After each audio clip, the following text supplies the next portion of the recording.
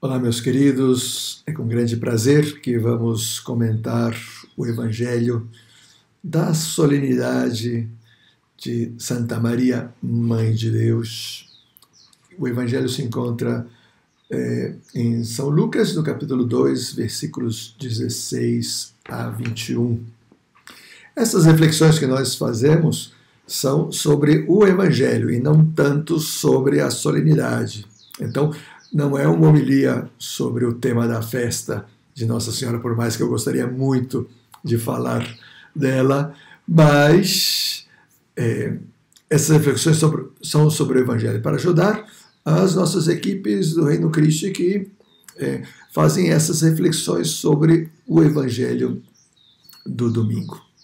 Então, o contexto imediato desse Evangelho é o nascimento de Jesus. O capítulo de São Lucas, ele está focado nisso, né?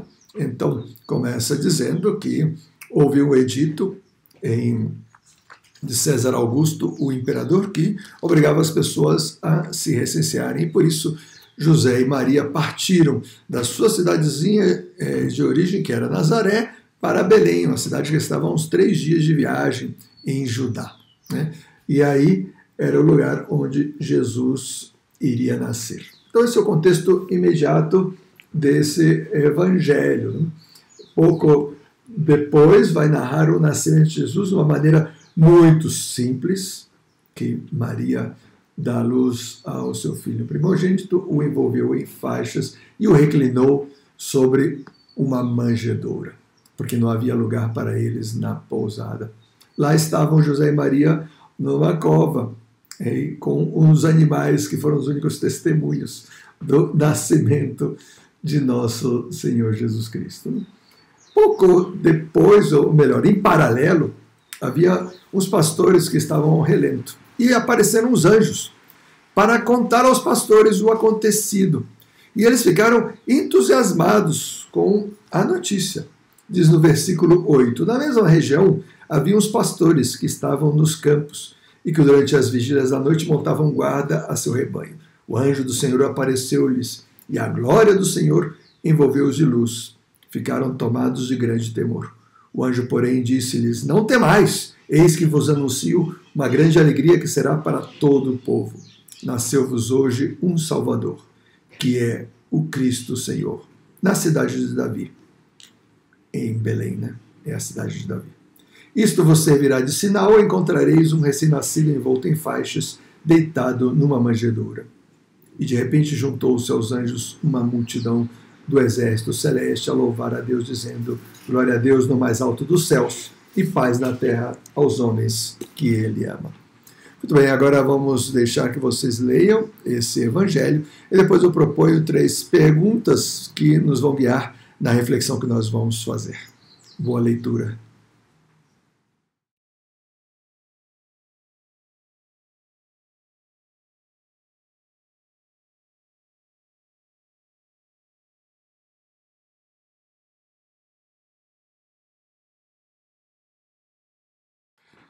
Ok, vamos então refletir sobre o texto, servindo-nos dessas perguntas. A primeira delas, por que os pastores foram às pressas a Belém? O que eles estavam buscando, né? O texto diz, né? Os pastores foram às pressas a Belém e encontraram Maria e José e o recém-nascido deitado na manjedoura. O que é a manjedoura? É o lugar onde os animais comem. Então, em italiano, mangiare, comer. Foi o melhor lugar onde encontraram para colocar o menino, um pacotinho enrolado assim nos panos, e aí estava Jesus. Mas o que os pastores estavam buscando, né? Os anjos disseram, olha,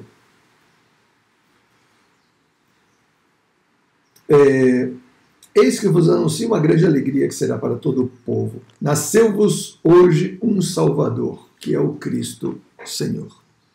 Então, isso era o que os pastores estavam buscando. O Salvador que acabara de nascer. O Cristo Senhor. A palavra Cristo em grego significa o mesmo que a palavra Messias, que é em hebraico, né? Que significa o ungido. Ungido era aquela pessoa especialmente escolhida por Deus para uma missão. Neste caso, o Cristo ou o Messias é o ungido com U maiúsculo, Messias com M maiúsculo, Cristo com C maiúsculo.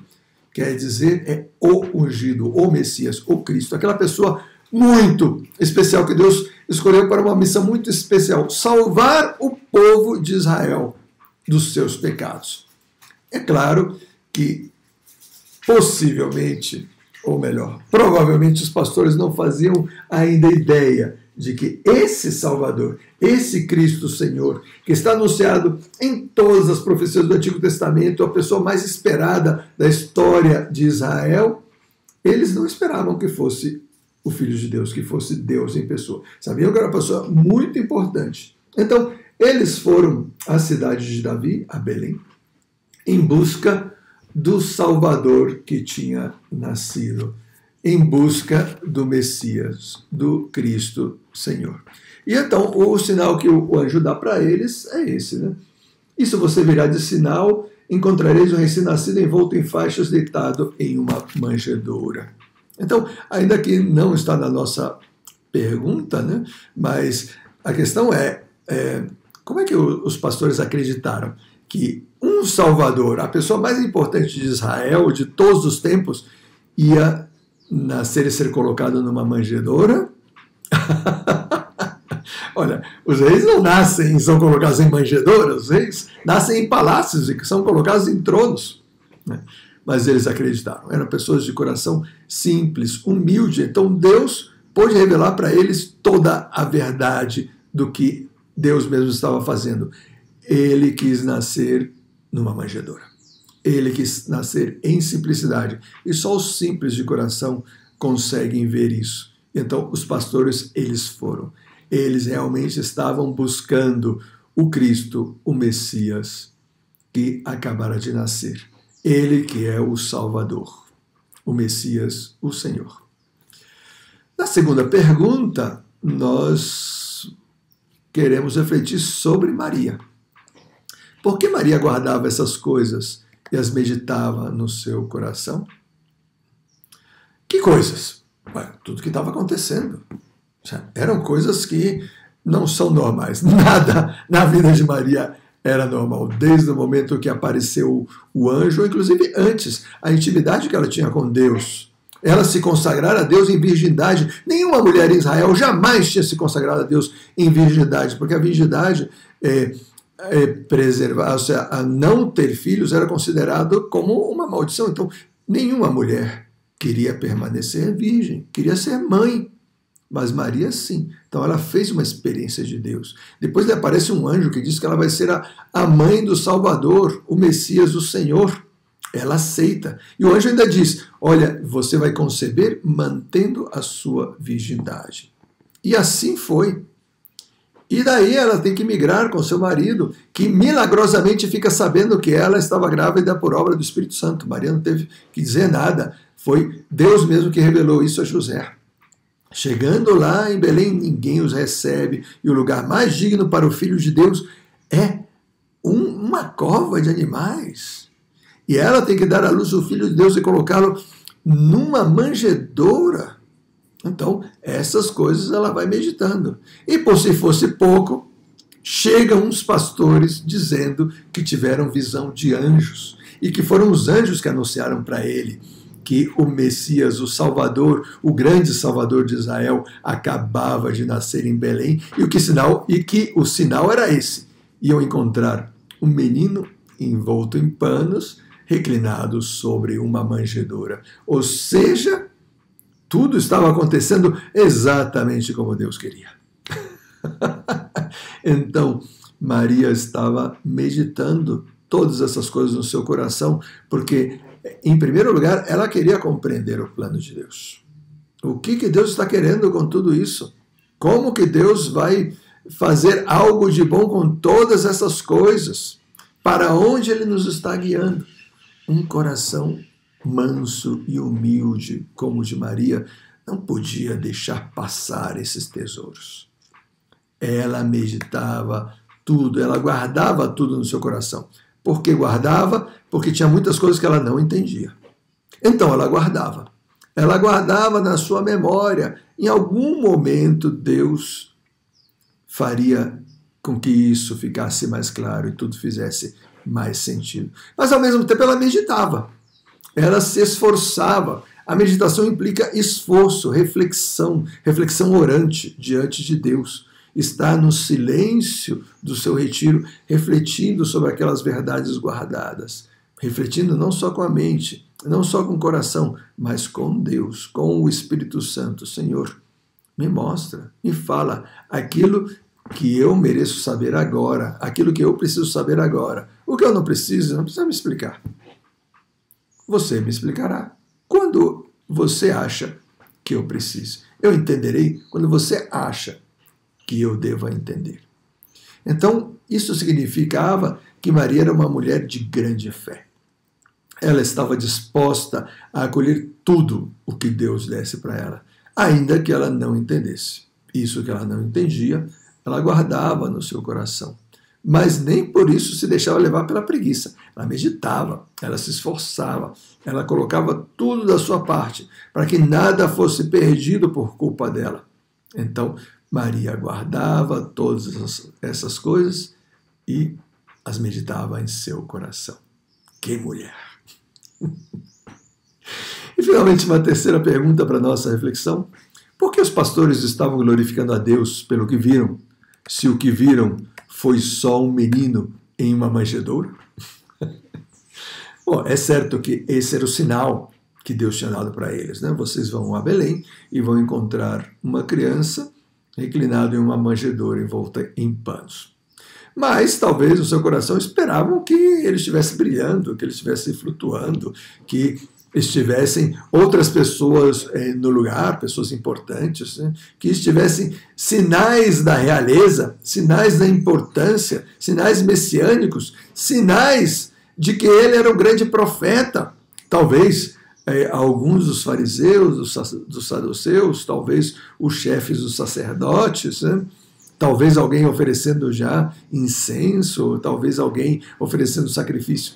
Mas não encontraram nada disso. E a cena era o mais simples possível. Maria, José e a criança. Talvez tivesse lá o boi e o burro, como os nossos presépios tradicionais, né? Não sabemos. Uma ovelhinha ali, algumas ovelhinhas, né? Não sabemos. Então, por que eles estavam glorificando a Deus? Porque eles também tinham fé. Eram pessoas de fé. Eles conseguiram ver muito além dos olhos, do que os olhos veem. Os olhos só viam uma criança reclinada numa manjedoura. O coração via o Salvador, o Messias, o Senhor. Eles conseguiram ver o que muitos doutores da lei não conseguiram ver. Eles viram em Jesus o Salvador. Eles viram em Jesus o Messias. É que a fé, meus queridos, não é a questão de ver com os olhos, não é a questão de evidência, não são os milagres que fazem a fé. É a fé que vê um milagre na ação de Deus. Então, eles viram um milagre. Eles viram como uma criança era o Messias, o Cristo, o Senhor. E estavam admiradíssimos, estavam exultantes. Diz as Sagradas Escrituras, né, que eles primeiro saíram por aí contando essa história para todo mundo. Eles se transformaram em apóstolos de Cristo. Eles não ficaram com isso dentro de si. Eles foram, eles saíram. E todo mundo achava estranho aquilo, mas ficava maravilhado. Por que ficavam maravilhados? Porque eles falavam com ímpeto. O ímpeto do amor, o ímpeto da fé, de quem fez uma experiência extraordinária e não pode ficar calado. Não pode guardar essas coisas para si mesmos. E depois disse que eles, quando voltaram para casa, iam glorificando e louvando a Deus. Louvar a Deus significa cantar a Deus as suas grandezas.